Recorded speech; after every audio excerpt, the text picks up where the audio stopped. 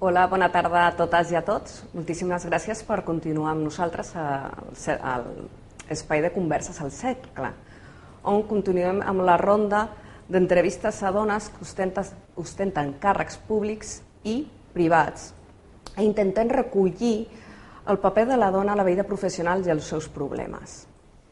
Avui ens acompanya la senyora Marta Subirà i Roca, que és directora general de Polítiques Ambientals del Departament de Territori i Sostenibilitat de la Generalitat de Catalunya. Moltíssimes gràcies per estar aquí amb nosaltres. Moltes gràcies a vosaltres. La primera pregunta que m'agradaria fer-li és què engloba la Direcció General de Polítiques Ambientals de la Generalitat? Bé, la Direcció General de Polítiques Ambientals, com el seu nom indica, és una mica un calaix de sastre on hi ha temes molt diversos. Per una banda, tenim una subdirecció d'Informació i Educació Ambiental. Hi ha una llei d'accés a la informació que obliga a mantenir permanentment informada la ciutadania per tots els temes que fan referència a vectors ambientals, sigui qualitat de l'aire, soroll, qualsevol tipus de tema que faci referència als temes ambientals, i l'educació ambiental, que procurem fer-hi un esment també molt important. Tenim també els temes relatius a l'avaluació ambiental vinculada al desenvolupament urbanístic. Tot el que és la planificació urbanística ha de tenir també una anàlisi ambiental, del qual ens fem càrrec nosaltres. Tenim un servei de planificació de l'entorn natural, que perquè la gent una mica ho entengui, doncs ens ocupem per exemple, la tramitació de nous parcs naturals, ampliació de parcs, tots els parcs que hi ha a Catalunya, les zones el que anomenem espais protegits en general, i que, contràriament al que molta gent pensa, són llocs on s'hi poden fer moltes coses. A vegades hi ha gent que té por que perquè una zona estigui protegida doncs no hi podrà fer segons què. En general hi ha més mite i més llegenda que realitat, i és una àrea també molt interessant.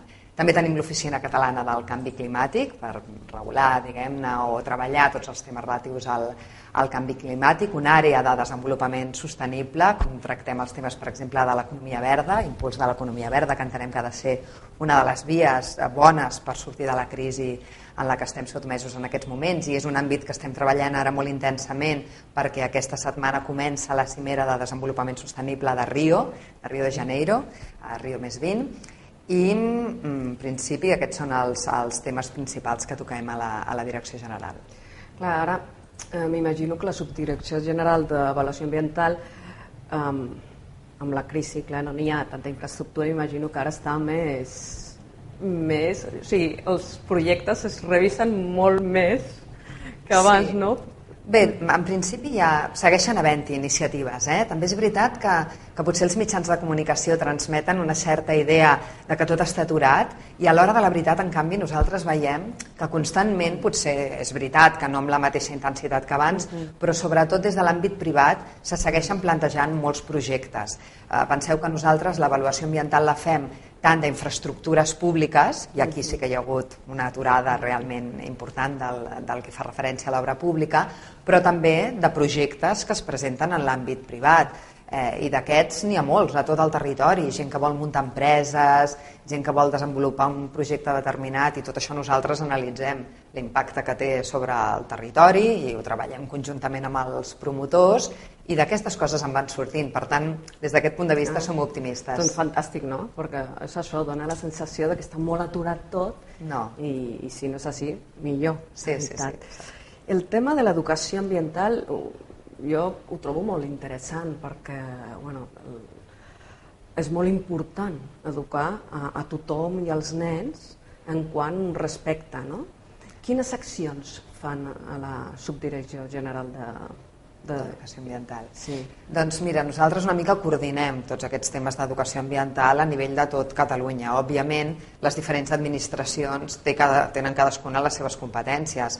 Els ajuntaments, per exemple, fan molta feina a través de les escoles que directament gestionen, a nivell per exemple, les agendes 21 escolars. Abans feia referència a aquesta cimera de Rio que tindrà lloc ara aquest mes de juny, però fa 20 anys va haver-hi la primera gran cimera de la Terra, també a Rio l'any 92, on es van posar les bases per moltes de les coses que ara donem una mica per fetes, i una d'elles va ser la creació d'aquestes agendes 21, que amb aquest nom a vegades costa una mica d'entendre què vol dir, però vol dir integrar tots els aspectes mediambientals en la vida quotidiana. I una de les derivades d'aquestes agendes 21 va ser tot el tema d'agendes 21 escolars, que en el cas de la Generalitat i des de la meva direcció general hem reconduït en el programa d'escoles verdes. Hi ha, entre escoles verdes i la xarxa d'escoles per la sostenibilitat, a Catalunya hi ha més de 1.000 escoles que treballen els temes ambientals no com una assignatura concreta, no com un tema sectorial, sinó com un programa transversal que afecta a tota l'escola, des de temes relacionats amb l'estalvi de recursos, com l'estalvi energètic, l'estalvi d'aigua, el fet de tenir en el pati un dipòsit de recollida d'aigües pluvials, per exemple, que potser després serveix per regar l'hort. Intentem que els nanos, des de petits, però també fins que acaben el procés educatiu, doncs hagin integrat tots aquests elements que, com tu deies, fan que desenvolupin respecte pel seu entorn i moltes vegades serveix per educar els pares. A través dels nens s'arriba també als sectors més adults, doncs, que potser en la seva educació no van rebre tan intensament un ensenyament o una educació en aquest àmbit, i això fa que avui en dia doncs, tinguem una societat molt més conscienciada en els temes ambientals dels que ho era fa 20 anys, per exemple, on potser era corrent veure algú que per la finestra del cotxe tirava la brossa, o que si s'anava a fer una excursió a la muntanya doncs es deixaven els residus en allà, i en canvi avui en dia tothom és conscient que ha de donar bossa, que ho ha de recollir, que l'aigua no s'ha de malbaratar. S'ha evolucionat molt, per sort, en aquest àmbit. Aquesta iniciativa està molt bé, perquè és això, no només els nens sinó els pares, i a més els nens al cap i a la fi, quan siguin grans, seran els que visquin en aquest planeta, no? I sobre el que deia de la planificació de l'entorn natural, això dels parcs protegits, què es poden fer als parcs protegits?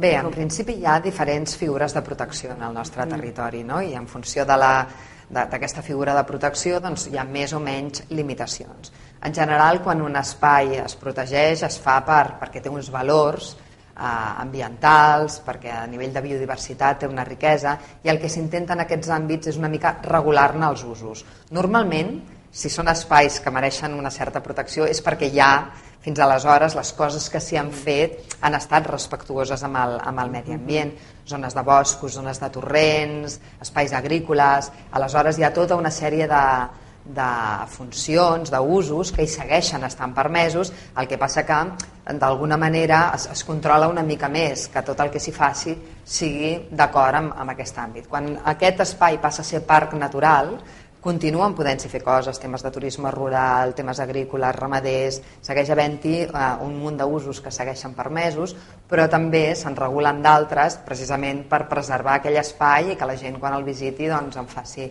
un bon ús. Sí, que ningú tingui por quan vegi de parc protegit que no es poden fer coses, no? Que gaudeixin. Sí, els propietaris han d'entendre que de fet és un valor afegit per la seva finca. És el que intentem transmetre, i sempre que declarem un espai protegit o que treballem l'ampliació d'un espai, mirem de fer-ho amb un gran consens tant amb els ajuntaments que hi són, amb els termes municipals, com amb els propis propietaris, perquè entenguin bé quina és la situació en la que quedarà la seva finca i podem fer ajustos i apretar més o menys en funció de les necessitats de cadascú. Molt bé. I sobre l'Oficina del Canvi Climàtic, d'on sorgeix l'origen de l'Oficina del Canvi Climàtic, l'Oficina Catalana del Canvi Climàtic? Bé, el canvi climàtic, que també té d'alguna manera les regulacions o en aquesta conferència que comentàvem de l'any 92 a Rio, que després va derivar amb el protocol de Kyoto, que és el que fixa ja tots els instruments i les limitacions, diguem-ne, que han de tenir els estats per tal d'aconseguir que la temperatura global del planeta no pugi fins a uns límits que facin o inviable o més difícil la vida tant de les persones com de la biodiversitat en general. A partir d'aquí el govern de Catalunya decideix que vol donar un rang especial, diguem-ne, a aquesta matèria, i es crea l'Oficina Catalana del Canvi Climàtic al voltant a principis dels anys 2000, i a partir d'aquí s'han treballat tota una sèrie d'aspectes que són importants, com per exemple el pla de mitigació, quines són les accions que Catalunya ha de dur a terme per tal de reduir els gasos d'efecte hivernacle, i ara mateix estem treballant amb quelcom que és important, que és l'estratègia d'adaptació per combatre d'alguna manera el canvi climàtic. Tenim dues vies: reduir els gasos que emetem a l'atmosfera i que per tant contribueixen a aquest escalfament global, però alhora és important també que el país s'adapti a aquest canvi climàtic, perquè el que sabem a hores d'ara és que per molt que fem accions de mitigació hi ha tota una sèrie de conseqüències del canvi climàtic que ja no les podrem evitar i que per tant ens afectaran d'una manera o altra. El tema de la major quantitat de sequeres que tenim, menor disponibilitat d'aigua, tota una sèrie de coses que òbviament hi ha sectors del nostre país, sectors econòmics, que es veuran afectats i per tant doncs, aquí hi ha totes unes accions d'adaptació a aquesta nova realitat que és important fer-les. Per exemple, en l'àmbit del turisme pot canviar el cicle turístic, les temporades, onades de calor que es produeixin més intensament a l'estiu, però en canvi la temporada potser es pot allargar més de cara a la tardor o comença abans, segons com. Per tant, aquí doncs, hi ha tota una sèrie de temes. Els efectes que pot tenir sobre el nivell del mar, doncs, hi ha totes àrees turístiques, per exemple, al Delta o en altres llocs on ja és conegut, ja s'està produint en aquests moments aquesta recessió de la costa i per tant en allà convé, és imprescindible fer accions proactives, diguem-ne, per adaptar-se, zona de muntanya també, boscos, hi ha tota una sèrie d'àmbits, l'agricultura, de pensar també com l'impactarà aquest canvi de temperatures. Són coses on demanem que hi hagi un treball molt transversal de tota la societat. I a més, un dels temes, tornant a l'àmbit de la mitigació i de la reducció de gasos d'efecte hivernacle, doncs demanem que a banda d'aquells sectors econòmics que estan regulats i que obligatòriament ja han de fer reducció d'emissions en els seus àmbits, com podrien ser, per exemple, les cimenteres o el sector de l'aviació, en la resta de sectors, que diríem no regulats, des del govern incentivem que també facin accions de reducció. És el que anomenem els acords voluntaris de reducció d'emissions de CO2.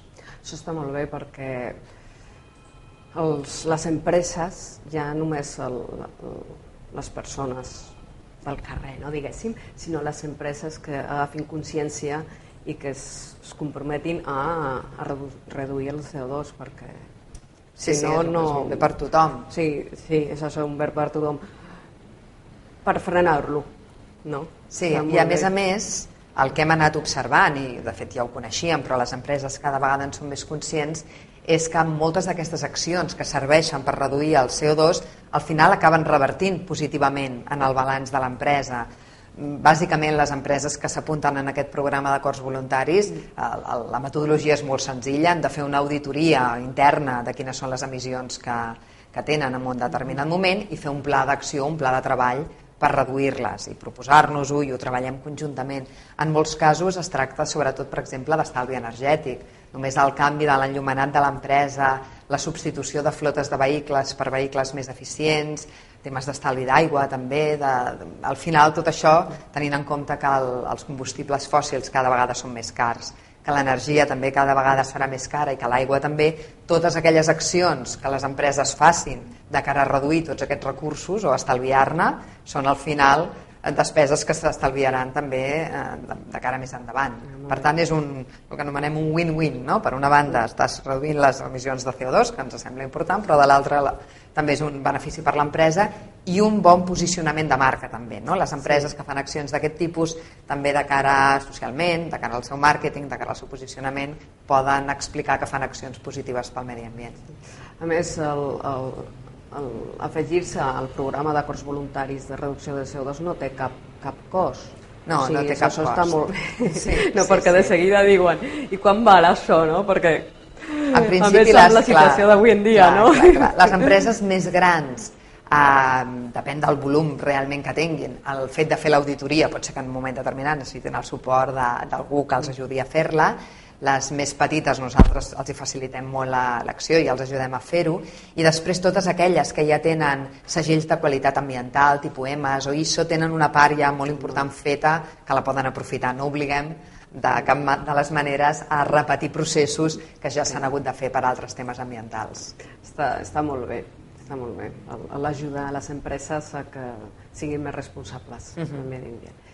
Si li sembla bé, passem al missatge dels nostres patrocinadors y tornem de seguida. Molt bé. En momentos como este, entiendo a mi padre cuando quería pasar más tiempo conmigo. En La Caixa seguimos creyendo que estar a tu lado nos llevará muy lejos. Ayer, hoy y siempre. Nuestros valores no cambian. La Caixa, tú eres la estrella.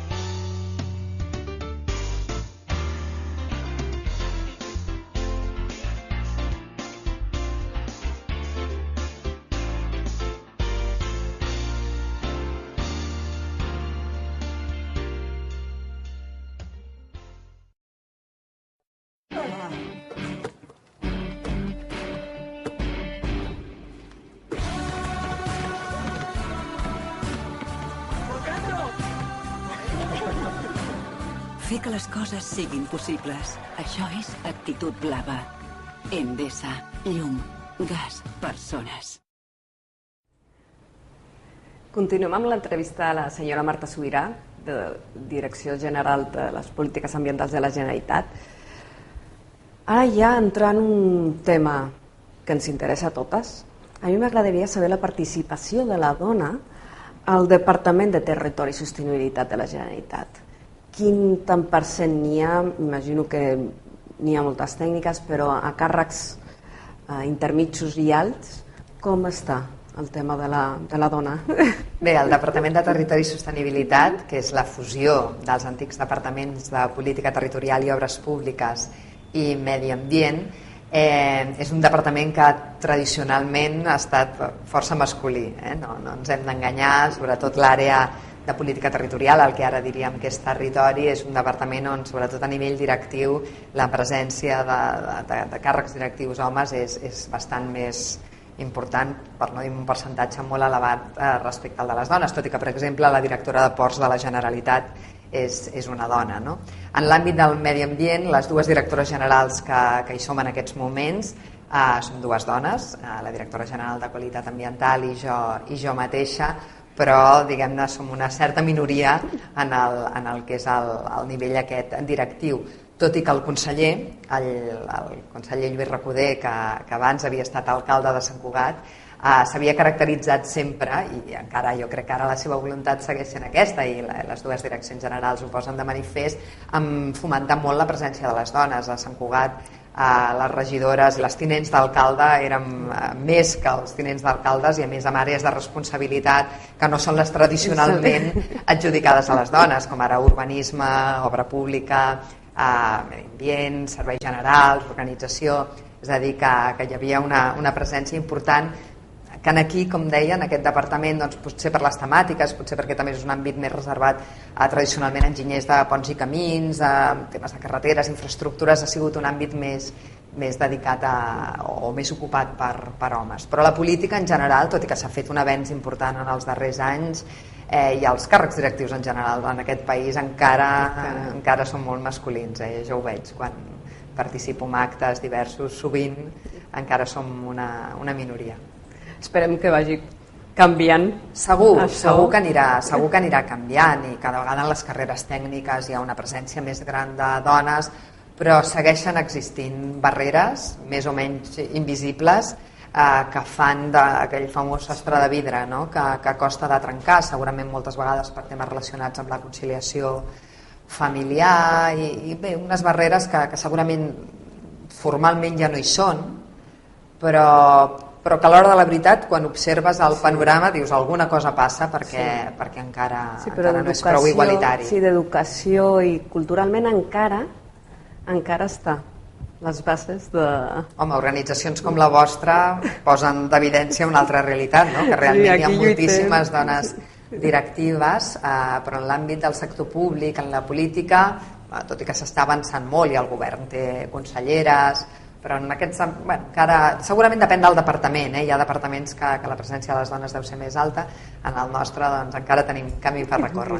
Sí, nosaltres des d'aquí, des del Cercle de Dones de Negocis i des del canal de televisió del Cercle, intentem donar veu a totes aquelles dones en les converses al Cercle que tenen càrrecs d'entitat, com he dit abans, i després a les tertúlies que fem també, convidem a les associades perquè diguin la seva opinió, perquè s'expressin. No? Intentem donar-li suport a totes les dones que si no tenen en un altre lloc, aquí sí que ho tenen. Molt bé.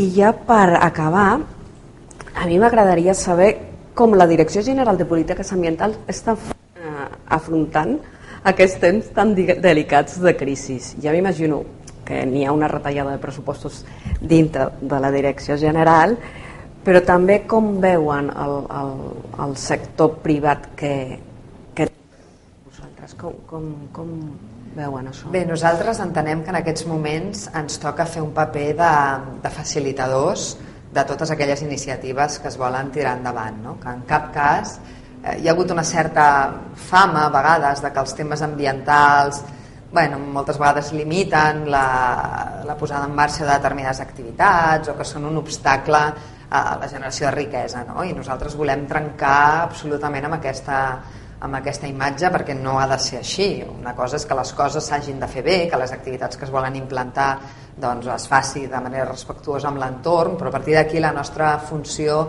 en tot cas és rebre tothom, escoltar totes les iniciatives i veure en la mesura del possible com podem ajudar, com podem facilitar, diguem-ne, que es tirin endavant.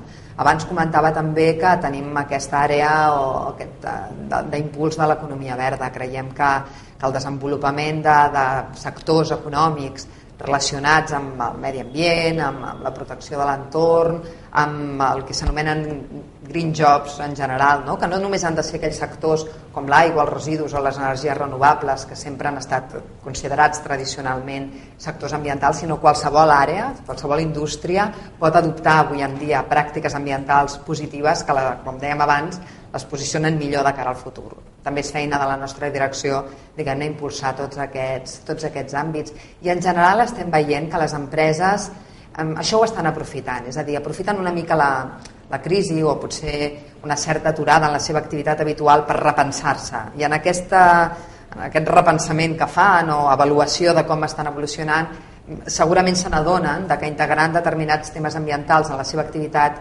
diària es posicionen millor de cara al futur i per tant doncs, també adopten millors pràctiques ambientals. Sí, és que la crisi moltes vegades serveix per redirigir, no? la política de l'empresa i millor si és amb polítiques ambientals correctes, no? Molt bé. Doncs moltíssimes gràcies per estar aquí i per venir a la nostra entrevista i desitjo el millor i fins a una altra vegada. Gràcies a vosaltres per convidar-nos i a la vostra disposició pel que necessiteu. Molt bé. Espero que us hagi agradat aquesta entrevista, ha estat molt interessant i fins a la propera Converses. Adeu.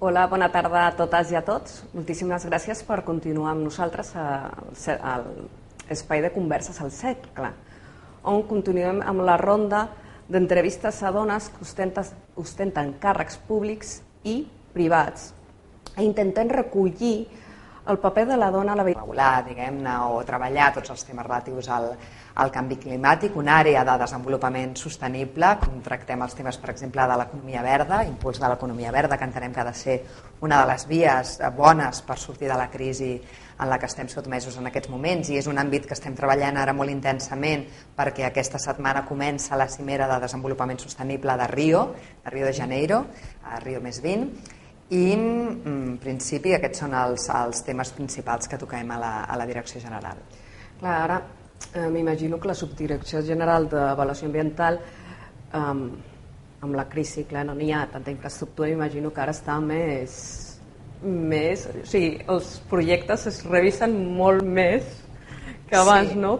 Bé, en principi ja segueixen havent-hi iniciatives. També és veritat que de tema que faci referència als temes ambientals i l'educació ambiental, que procurem doncs, fer-hi un esment també molt important.